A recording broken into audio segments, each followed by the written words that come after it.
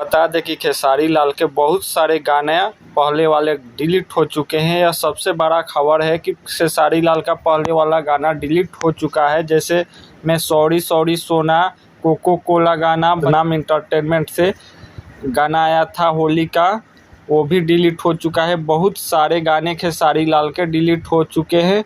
कोई कंपनी का इशू होगा, इस तरह से एग्रीमेंट का इशू होगा, इस कारण से खेसारी लाल के गाना सारे डिलीट हो चुके हैं। यह सबसे बड़ी खबर है। खेसारी लाल का गाना आज ही आया है, हाय रे गरमिया, खेसारी म्यूजिक वर्ल्ड से। अब हो सकता है तो इसी चैनल से अब हमेशा गाना आएगा खेसारी म्यूजिक वर्ल्ड से, क्योंकि एग्रीमेंट का अभी तक झगड़ा ख़त्म नहीं हुआ है और एग्रीमेंट में खेसारी लाल बुरी तरह से फंसे हुए हैं। इस कारण से उनकी गाना सारी डिलीट कर दी गई है और उनका गाना अब हो सकता है तो खेसारी म्यूजिक वर्ल्ड से ही केवल आएगा, उनके चैनल से, और दूसरे चैनल से नहीं आ सकता है। आप लोग बताएं कि यह वीडियो कैसा लगा, यह जानकारी कैसा लगा। थैंक फॉर यू, जय हिंद।